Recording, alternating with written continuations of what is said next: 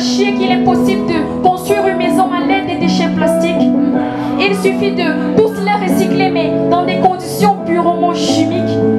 On a beau construire des maisons avec de la poudre sortie tout droit de nos cimenteries, savez-vous? La fréquence de pollution qu'engendrent nos maisons que nous construisons avec tant de galanterie. Je voudrais sauver la nature, ouais. Je ne suis pas héroïne, mais nous sommes tous locataires sur cette terre que celui qui est immortel nous présente le nombre d'années vécues sur cette planète.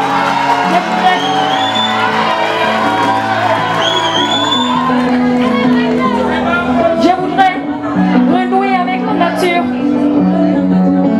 Je voudrais que les générations futures soient moins souffrantes.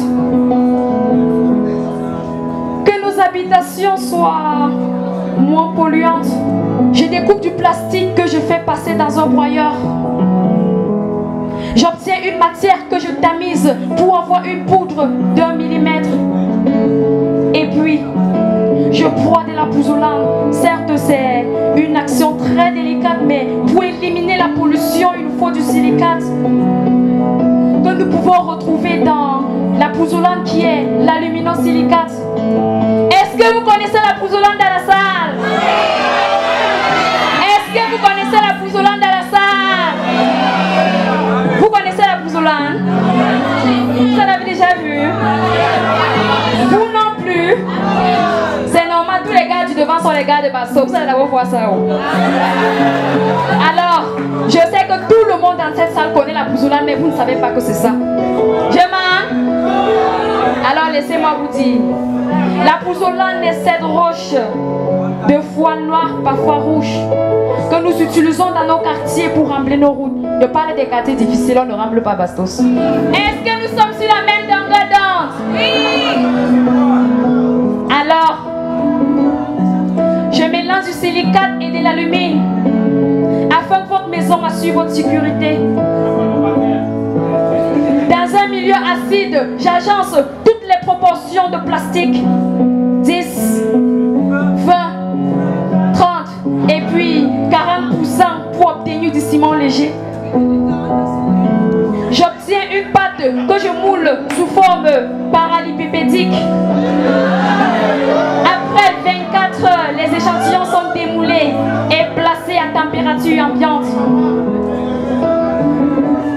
Avec les différents appareils des laboratoires, nous déterminons ces différentes performances. Parce qu'il faudra bien savoir si le ciment écologique obtenu respecte toutes les normes requises pour un ciment ordinaire. Nous utilisons donc un testeur de force pour déterminer sa compression et sa flexion. La résistance à la compression et la résistance à la flexion ici nous permet de connaître sa résistance au choc et sa flexibilité.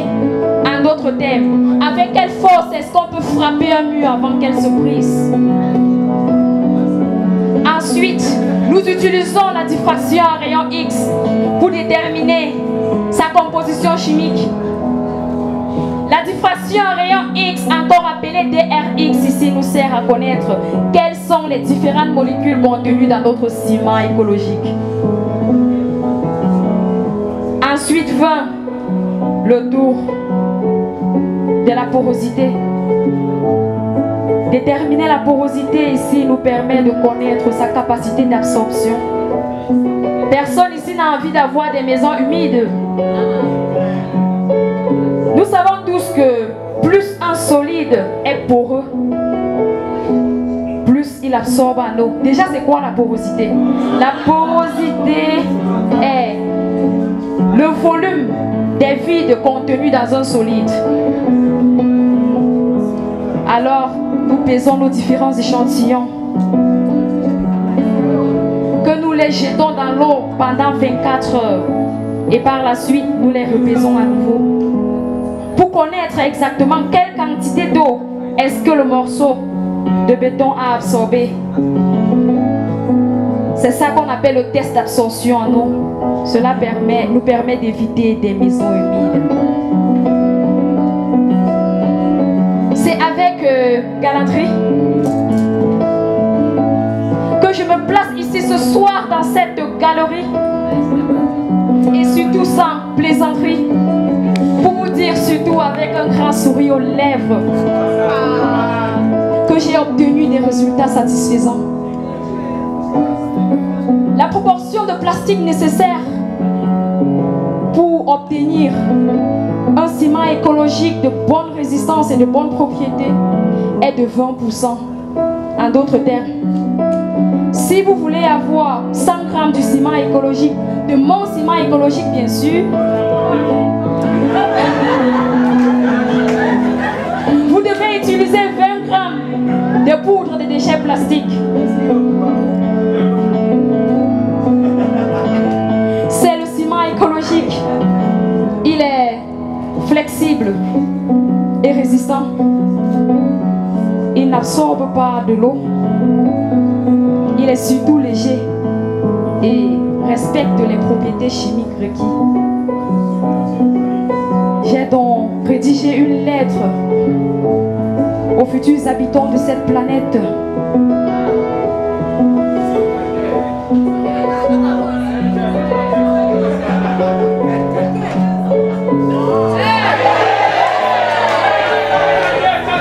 Yaoundé, le 29 juin 2022. Future génération de cette planète, souvenez-vous de mon nom. Je vivais à l'époque où la nature était biaisée, mal aimée, maltraitée. En attendant sa chute, les hommes l'enfonçaient et l'observaient au passage.